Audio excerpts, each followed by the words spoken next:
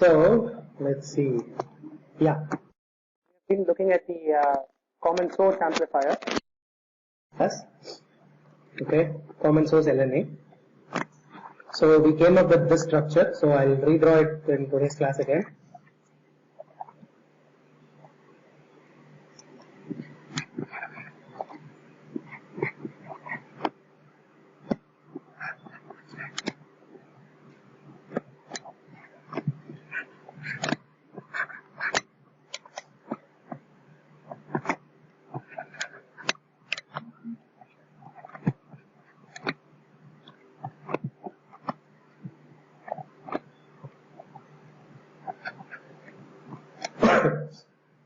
So we added the cascode for neutralization. We added an output tuning circuit to make sure that the capacitance, output capacitance is absorbed. And so you have a purely resistive load for the signal current. On the input side, we used LS to get an input match of 50 ohms. And you also need a second inductor LG to tune out the capacitance, as well as even LG and LS together will tune out the capacitance CGS. Okay, and you need some RB to bias. You know that you need very large RB. I'll call this VB1. How do you generate VB1? Probably from a current mirror or some sort of circuit like that.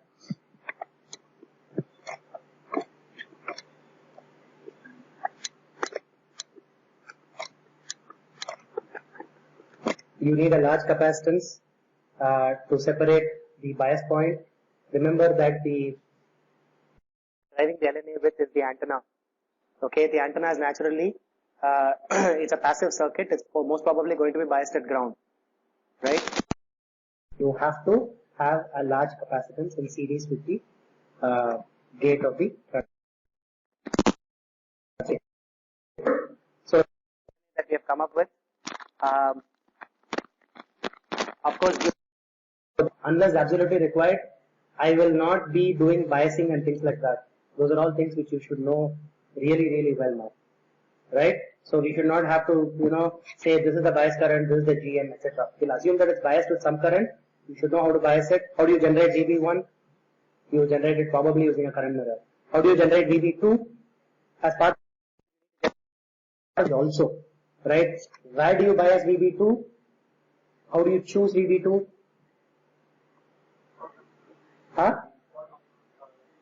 So, of course, it should be chosen large enough such that the output can swing. It should be chosen small enough such that M1 is well in saturation. Those are the two conditions. Okay. Beyond that, you can choose something that is that works for you. Okay. What is the output of the LNA biased at? What voltage is it biased at? VDD. Right? Or very close to VDD. Okay.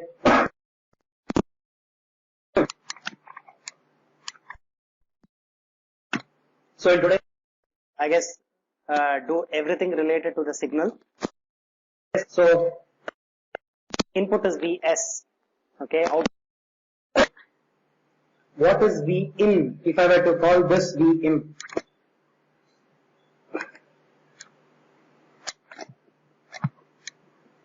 What is Vin? If the LNA is designed properly, Vs by 2. It has to be half of Vs because you have designed the LNA to have an input match with an impedance equal to Rs. Okay, so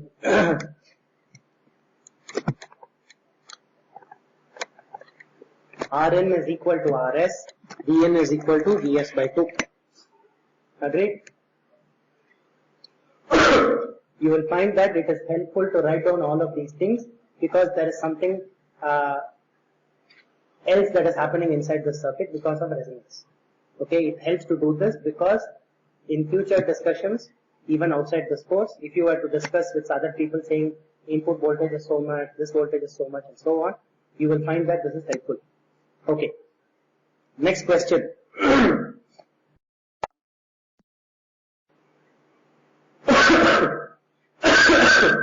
What is VGS? for the transistor.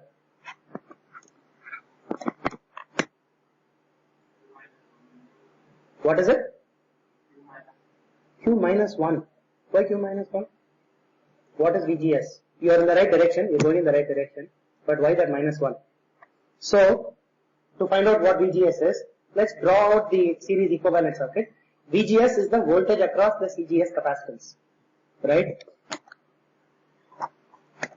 So, what you have at the input,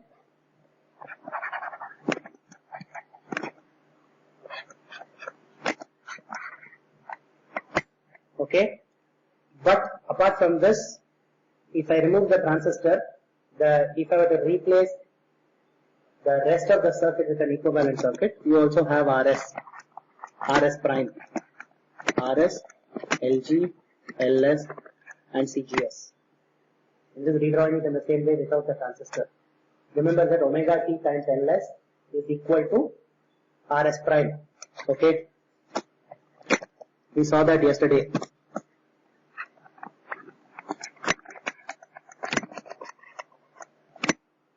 That is the input resistance. So maybe Rn, since we have decided to start using Rn.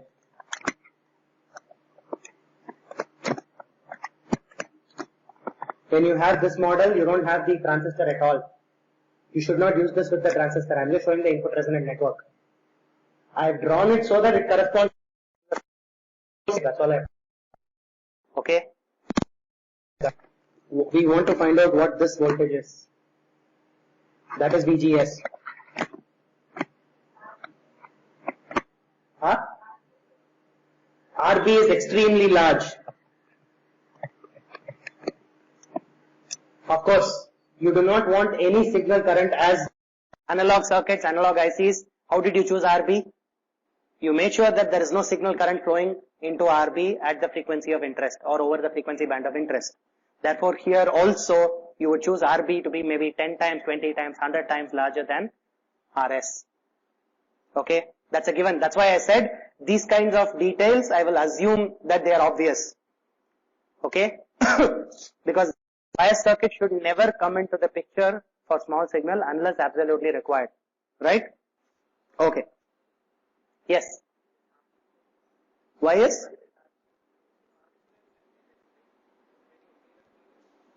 I am drawing only, okay, if I were Thevenin equivalent at what will it look like? It will look like this. This is node X. It will look exactly like this. You will have an inductance LG, you will have an inductance LS, you will have a capacitance CGS, you will have a resistance RN. That is exactly what we have derived in yesterday's class. What was Zn? Zn was 1 over j omega CGS, you had j omega LS, omega T times LS, and now that you also had LG. I am drawing the input Thevenin equivalent of your LNA. Okay? When I do this, I cannot draw the transistor. Of course, because the current flowing through LS is different from the current flowing through the rest of the circuit. I am drawing only the Thevenin equivalent. Okay? Any questions? Any other questions?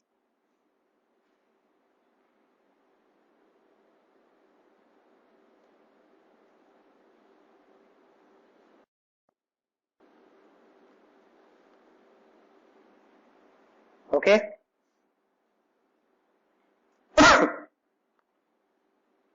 At node X. Okay.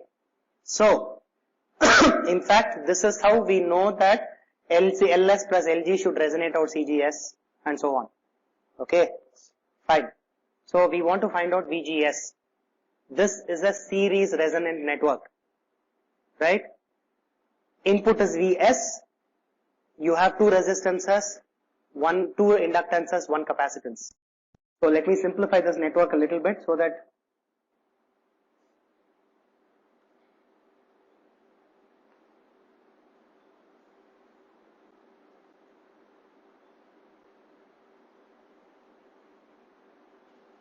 Rn is equal to Rs, so I'll have 2 Rs.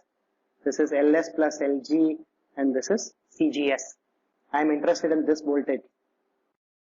So first I redrew the network such that the rest of the things were in the same position. Now I can just redraw it in a more convenient fashion. What if I have a series resonant network? What is the voltage across the capacitance or inductance at resonance? Q times the input voltage. So what is the Q here? The input resonant network Q is what? You can write it as 1 over 2 RS into CGS. This is also the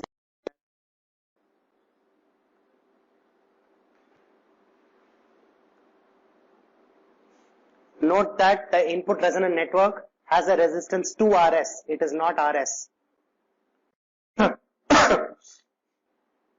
Okay? You guys have a question?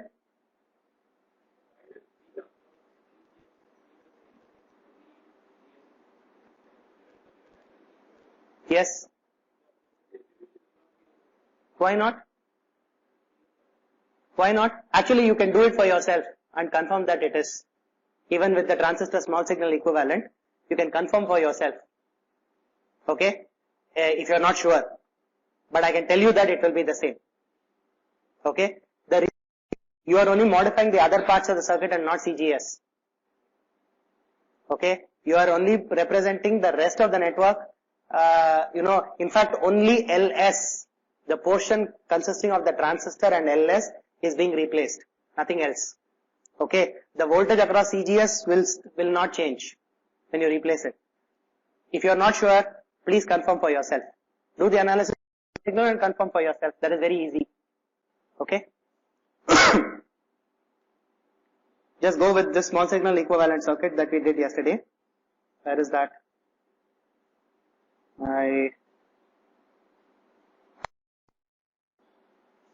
Okay. This is the VGS we are interested in, right? You can actually calculate that. If you apply a VS and RS, you can calculate what VGS will be.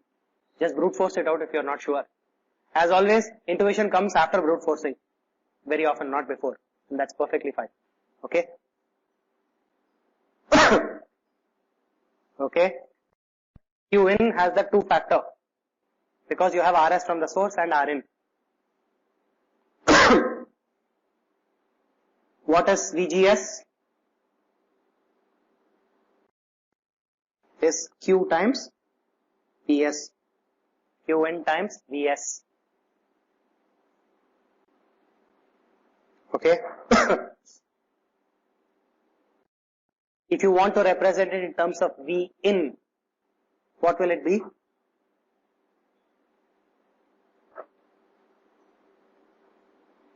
It will be 2 Qn times Vn. Vn was Vs by 2. Okay? Vs is 2 times. If you wanted to, for some reason, represent it in terms of Vn. These are all various ways in which people represent it. Okay? Okay? We are interested in the voltage gain V out by Vs or V out by V in. Different people gains. Okay? So that is why we are doing it and including both Vs and Vn. Okay? What is the current through the transistor?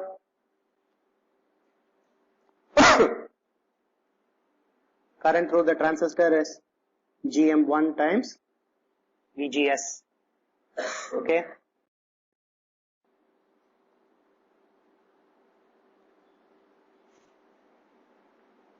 Let's hope that the transistors are small enough, your frequency of operation is small enough such that most of this current flows through the cascode transistor, okay, and does not flow through the parasitic capacitance at that node. We will assume that GM RDS is significantly larger than 1, much larger than 1, so that most of the current flows through the cascode and eventually flows through the output. Okay, so this is equal to ID2.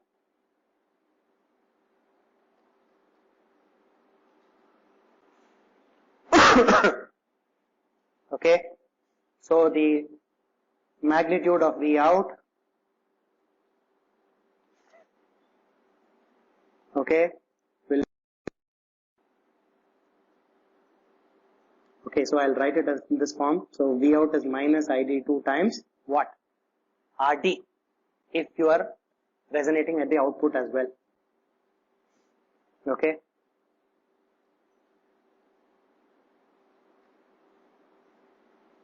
Times VGS. Okay. So V out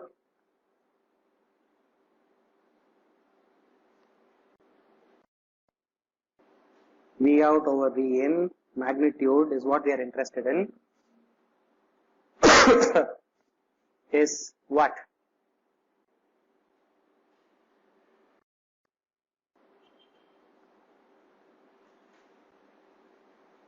I'm sorry, V out by V S. Okay.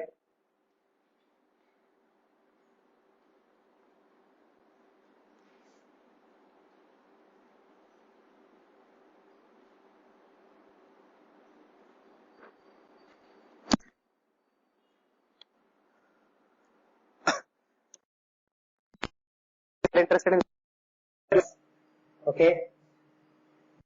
So that is GM1 RD times Qn. So a couple of things to note. First of all, this represents the passive voltage gain you get from the input matching network. This is passive gain. It is not active gain. Anytime you take a resonant network, apply some voltage at resonant capacitor or the inductor will be Q. This is passive voltage gain. You can never get power gain from this, but we can get voltage gain. Okay.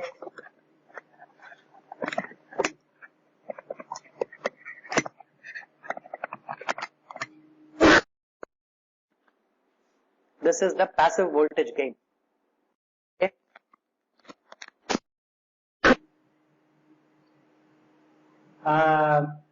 Assume that you design this Q to be very high. What do you think will happen with respect to the gain? Of course, the gain looks very much higher. The larger you make Q in, the gain will be very good. So for a large high gain amplifier, you need to choose, you probably want to choose high Qn. But what are the other effects that can happen if you choose high Qn? What do you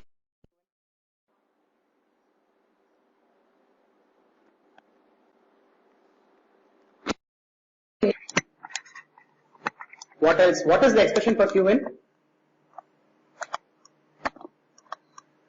Qn is 1 over 2s CGS.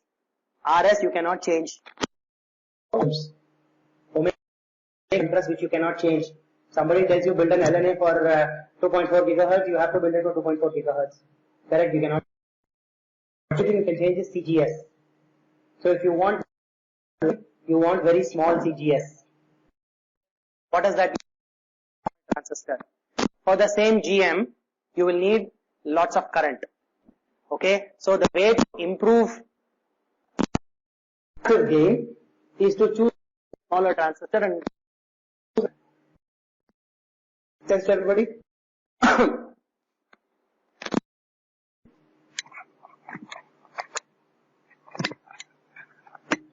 Okay, so this leads to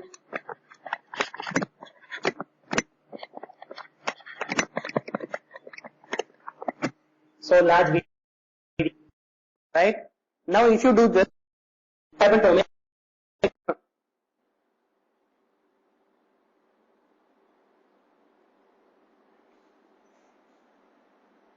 Of course, omega t will increase, right? For the one, if you reduce its size and increase, omega t will increase, and that is exactly the effect. Omega t was GM over CGS. You are basically decreasing CGS, you will improve omega t. What does this?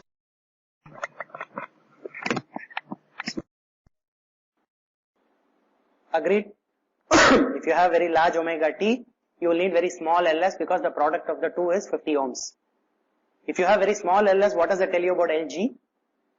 LG will start becoming larger and larger. Okay? These are all things I am kind of writing it down now. When you do your design for the LNA project, you will see, right? You will have a choice to make about how large you will. You have a couple of things, issues to worry about. Apart from the design parameters, right, burning large current and so on, those are all trade-offs. If somebody told you, of course, get the largest gain LNA, no current limits, you probably go down this route. But you have a problem. Omega T is so large that LS becomes extremely small. You cannot reliably either model or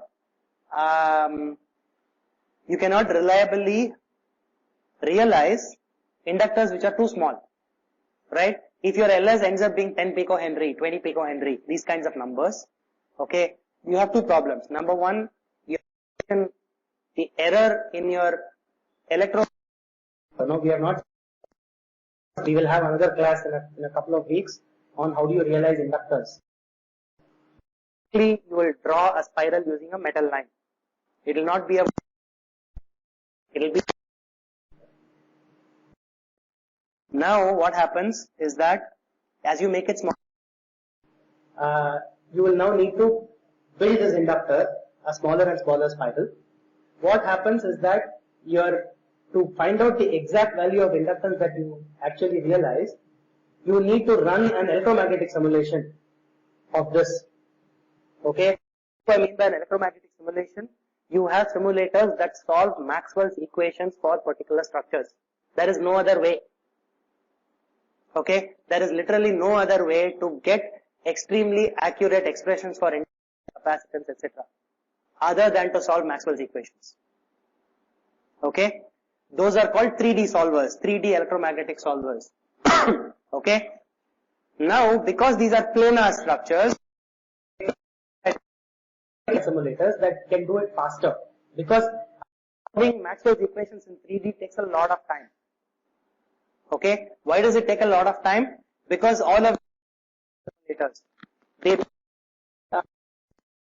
small pieces and solve Maxwell's equations for those small pieces, and then puts them continuous. Okay, across pieces structure. Okay, the more accurate you want it to be, the smaller the piece you want to realize. For a particular frequency, for a particular dimension of the structure, you will need more and more memory to keep track of these continuities and keep track of these pieces. Longer and longer time, okay, to simulate accurately. There's a limit on how much you can, how accurately you can conductors for. If you're designing a conductor, a 1 or a 5 picohenry error is perfectly acceptable. Okay, if you're designing a 1 picohenry or a 2 picohenry error is too large. That's like a 10%. So this is a practical problem. Okay, the second problem is in layout of the inductor. Okay, you are in the build the circuit. You're going to lay out the circuit. Typically, a 10 picohenry inductor, the dimensions will be of the order of microns. Connection between the inductor and the transistor will be of the order of microns. The additional will become 2 compared to your actual inductor. Okay, so these are all practical issues. Gigahertz type of designs, you will not go down very much lower than maybe 70, 50, 60, 70 picohenry inductors. That's the type of inductance is used. Reliably model and layout. Okay, so typically you'll have a in the LNA project. I will tell you what the value of inductance is, so that you can go ahead and use that as a lower limit. If it turns out to be smaller than that, you'll have to do something else. You'll have to modify your circuit. That's a practical limit. Okay, it will end up happening. The reason in modern processes, 65 nanometer, 45 nanometer process, omega T of your device is of the order of 250, 300, 350 gigahertz.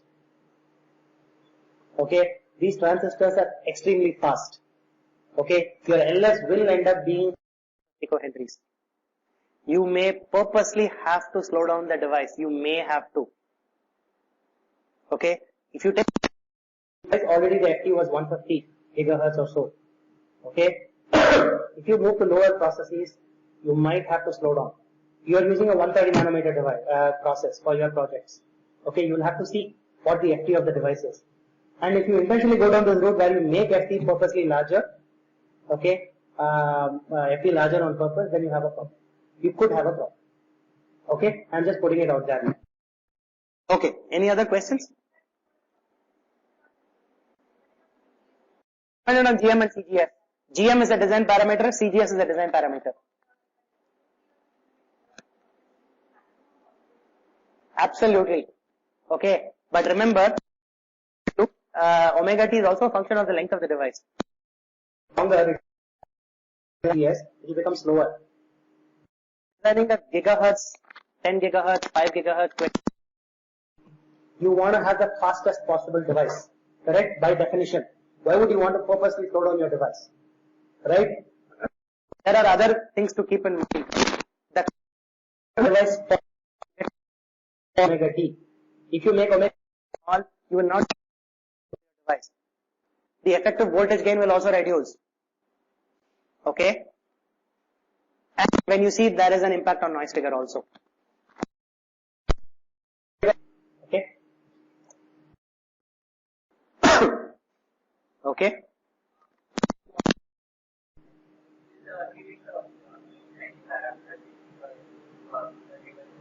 Omega t. I don't understand. Literally, omega t tells you how fast the device is.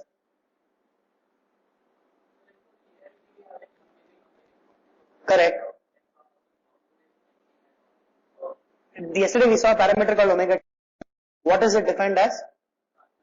What is the transition frequency? You cannot get current gain beyond that point. That gives you an absolute limit. Right? So if you are going to use the transistor to get gain, you want to use it at frequencies much lower than omega t. Does this make sense? By definition, I mean, so now imagine, go back to your analog ICs course. Right? You are trying to design op amps with omega. Can you use them beyond omega u? You can't. Why not? Not one. Right? By definition, all your closed loop gain all assumes that your loop gain is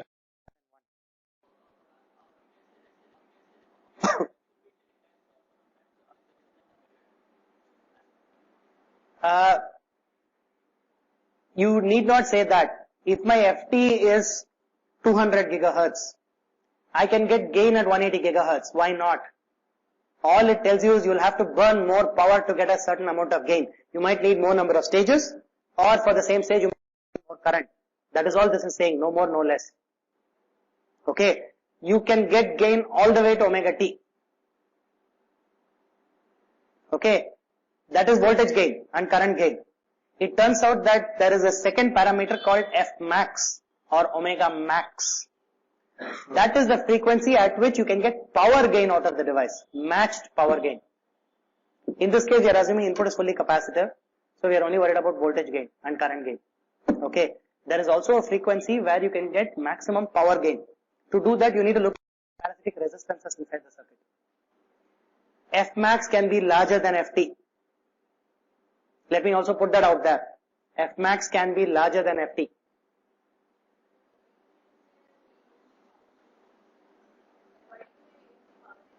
We don't see power gain because we are assuming that the input is capacitive. What is the power gain of a MOSFET? It is infinite if you assume the input is capacitive. You are only interested in VGS. You are not interested in how much power. It is actually reactive power that is going into the MOSFET. Right? Power gain is infinity. That's what we are assuming. That is wrong actually. Because every MOSFET will have a parasitic gate resistance. Okay? The gate resistance we are ignoring at these frequencies. Okay? Any other questions? Okay. If not, let's move ahead. We are stuck on this point for too long. Okay. V out by Vn. Now, if you want larger Vn, larger V out by Vn, you can increase Q. You can also, of course, increase GM and RD. That is obvious. That part is obvious. Right? Because larger GM requires larger transistors, larger size. larger RD requires a higher Q tank circuit at the drain. Right? So far so good. Okay. Now, I told you that Q is passive voltage gain.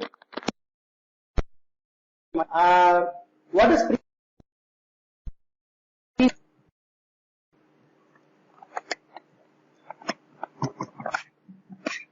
if you so G1 F1, G2 F2,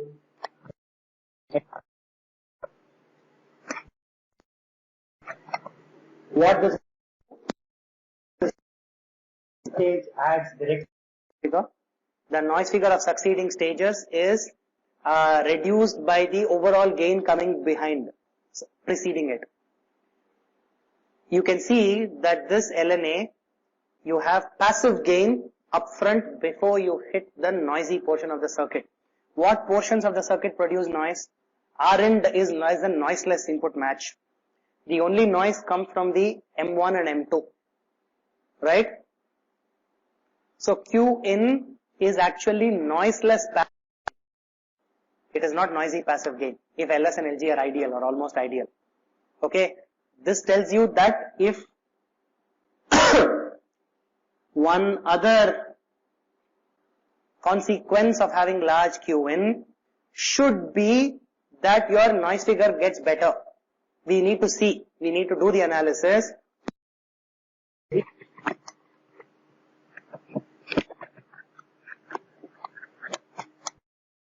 This is some intuition, we don't know. We have to do the analysis and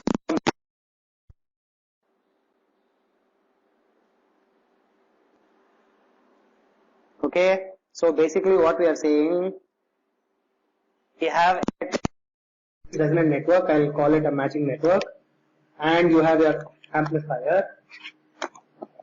The gain of this is Qn. The gain of this is GM1RD. Okay.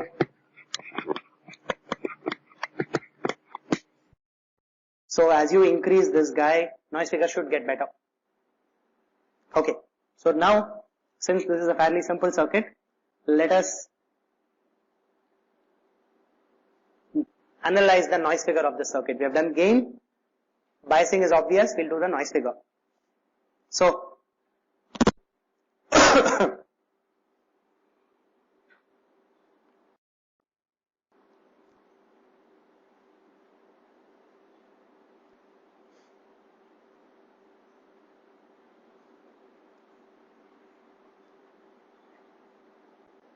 maybe I'll draw it a little bit better.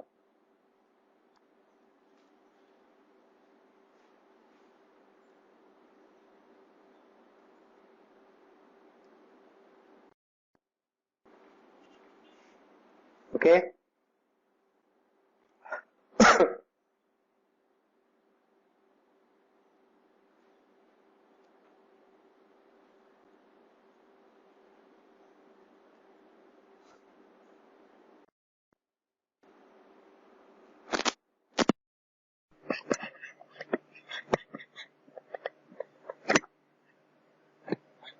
You want to or open circuit voltage?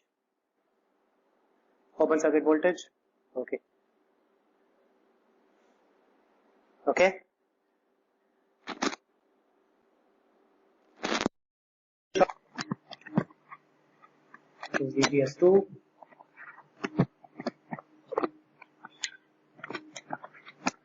Very large, okay. For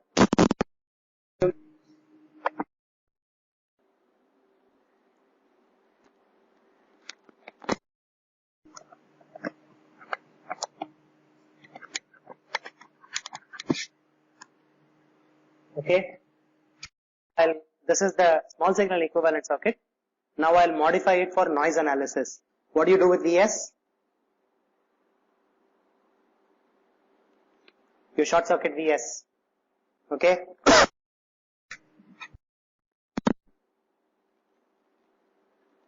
So, would you like to vote for the resistors?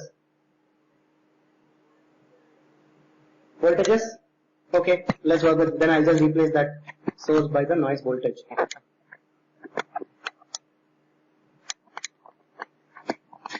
VNRS squared. We are assuming that all the noise sources are uncorrelated. What are the sources of noise here? You have RS, RD, IDN1, IDN2. Drain thermal noise of M1 and M2 and thermal noise of resistors RS and RD. Okay. So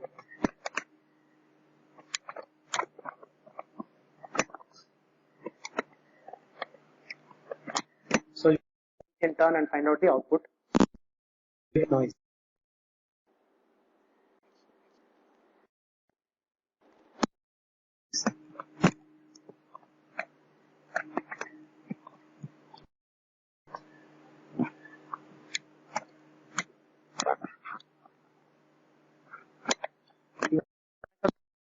Want to find out the really accurate expression, or do you want to ignore it?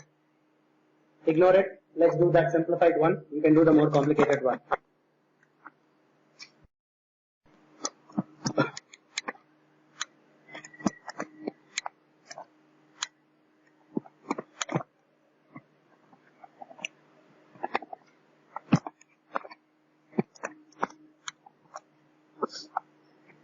Okay.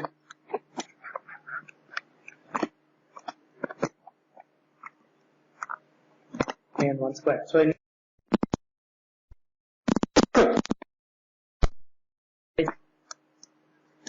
what is the expression? Just write it as 1 plus portions. You need the due to R in the denominator. So I'll call it some. So this is VON squared, okay, due to RS. I'll just write it in brackets. Maybe not. That's not a good thing. Yeah. On the numerator, what all do you have? VON squared due to M1 plus VON squared due to RD. Okay, this is the expression for noise figure. So we need these three. So what is VON squared due to RS? This should be pretty straightforward. It is just VO by VS times VN RS squared, right?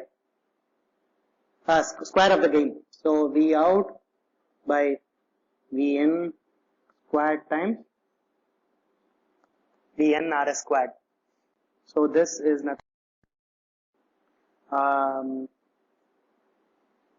So remember that V out by Vs was Qn times GM1 RD. Okay. So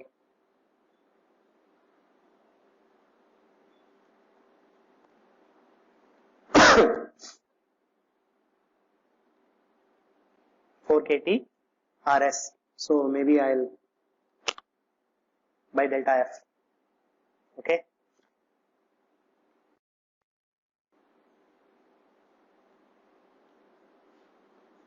What is VON RD squared?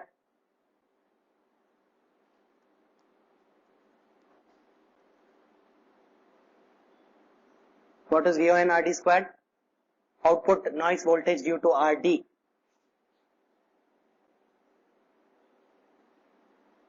It will just be VN RD squared directly, right? What is the output impedance? High. The tank circuit is resonating at your frequency of interest, right? So this noise voltage will not produce any noise current to drop across RD.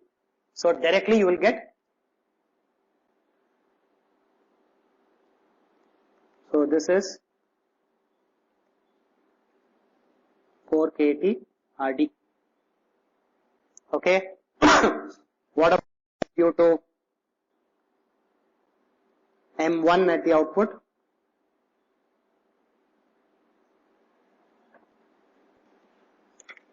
How will you do this? Usual way, right? Split it into two correlated noise sources. right? And do it. So can you please do it quickly?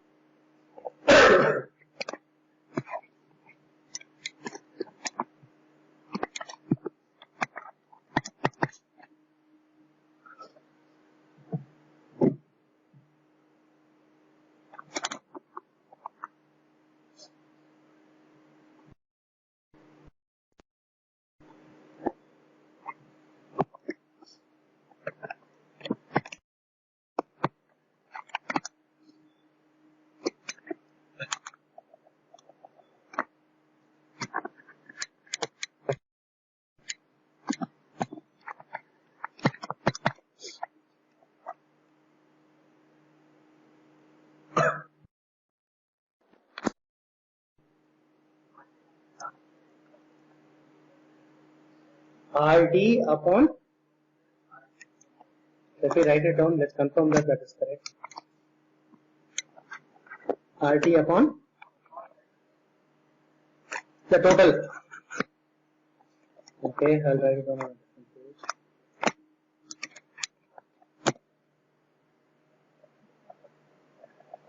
What is it?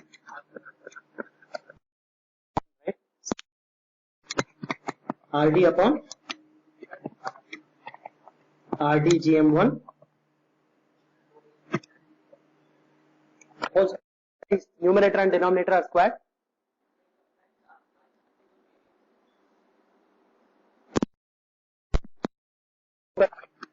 Is this correct? And this is whole squared times in squared. Is this correct? Yes.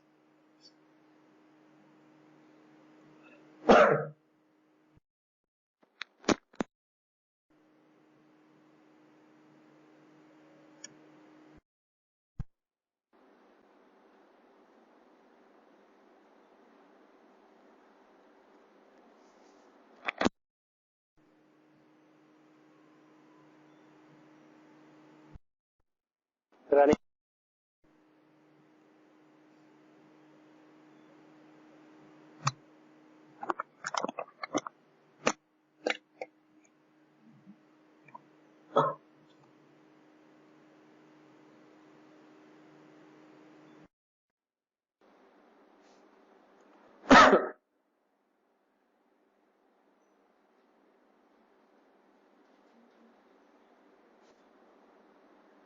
By the way,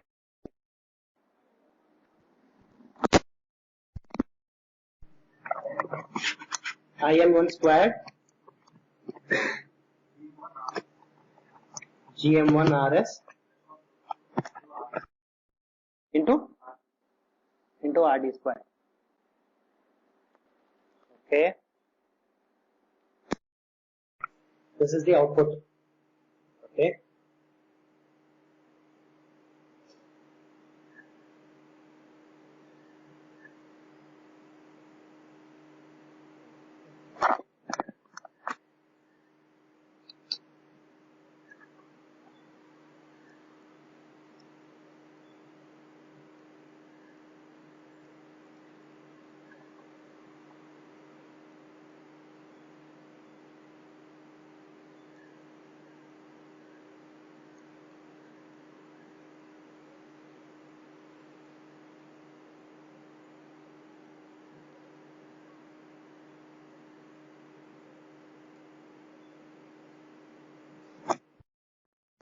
Huh?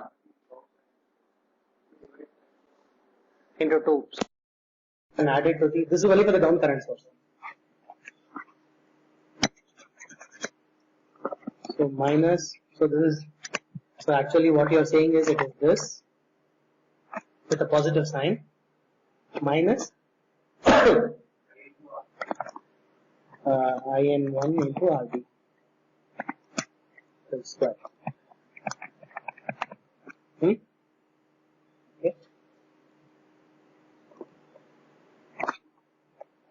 So IN1 splits between LS and CGS, LG and RS. Correct? Yeah. So is that going to be frequency dependent or frequency independent? Even at your frequency of resonance? Huh? It will be frequency dependent. Okay. You cannot get a frequency independent form. From the point of view of the input, it is a series resonant network. But from this point, it is some you cannot get something independent frequency. Okay. In fact, this figure of this LNA will be a function of frequency. Okay. So since we are out of time, it's already 11:52. I want you folks to take this as homework. Do the analysis, full analysis, and try to simplify it. Okay. In tomorrow's class, and do this maybe quickly and look at the final result. Is that okay?